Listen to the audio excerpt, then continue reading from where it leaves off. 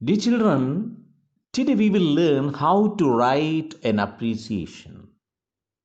We are going to learn the critical appreciation of a poem. A critical appreciation of a poem is defined as its critical reading. It does not mean criticizing a poem.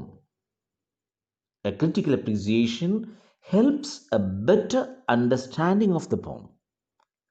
Actually കവിതയുടെ ആഴങ്ങളിലേക്ക് ചെന്ന് അതിൻ്റെ പ്രത്യേകതകൾ മനസ്സിലാക്കി നാം എഴുതുന്ന ലേഖനമാണ് critical appreciation.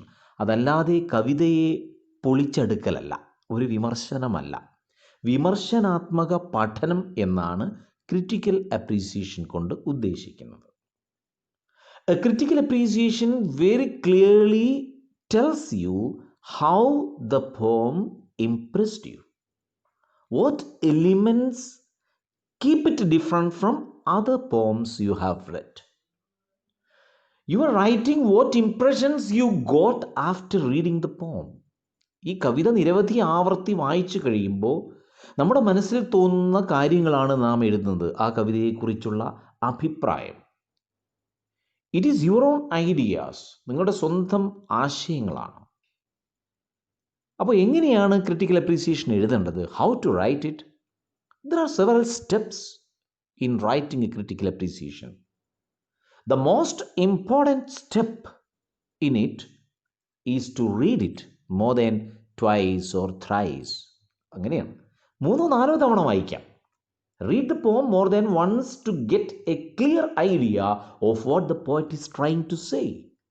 കവി എന്താണ് പറയുന്നത് എന്ന് മനസ്സിലാക്കാൻ വേണ്ടി ആവർത്തിച്ചുള്ള വായനയാണ് ആദ്യം ആവശ്യം.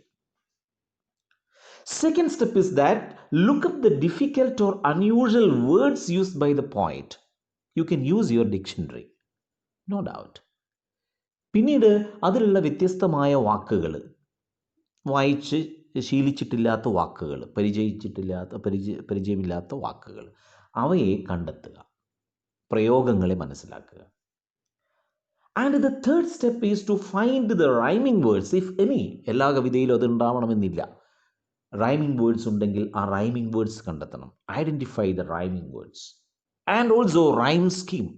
റൈമിംഗ് വേർഡ്സ് ഉണ്ടെങ്കിൽ നിശ്ചയമായും റൈം സ്കീം അതിൽ കാണും. എ ബി, ബി എ, അങ്ങനെ ഉണ്ടാവും. A B A B, A B C, A B C, ഇങ്ങനെ പലതരത്തിലും കവിതകൾ എഴുതാറുണ്ട്.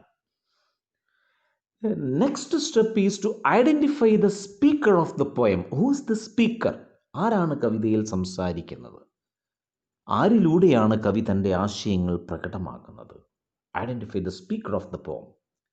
And the next step is to find out the main idea. There may be single idea and can be more than one ideas. ചിലപ്പോൾ ഒന്നിൽ കൂടുതൽ ആശയങ്ങൾ ഉണ്ടാവാം. What is the main idea and sub ideas, അതൊക്കെ ഒന്ന് list ചെയ്യുക.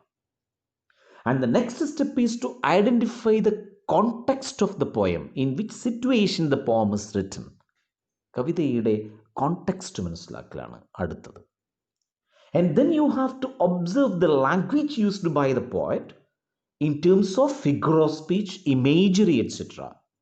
Just read it again and find out whether the poet has used different images. അതൊന്ന് mark ചെയ്ത് വെക്കുക.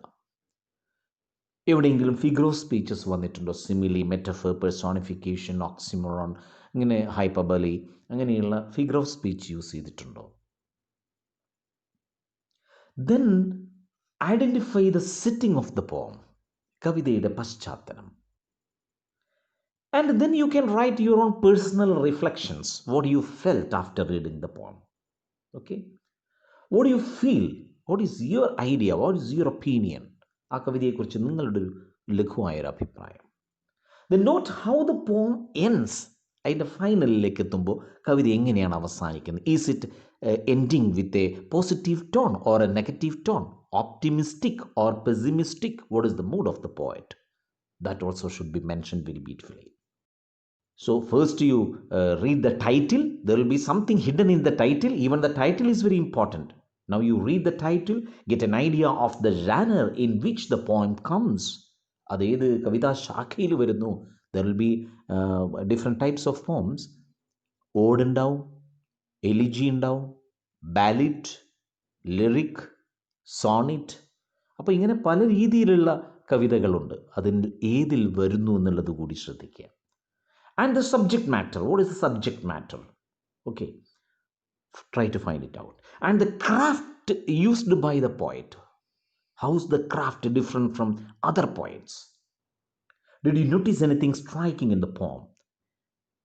Has the poet used any comparisons? Has the poet used any repetition?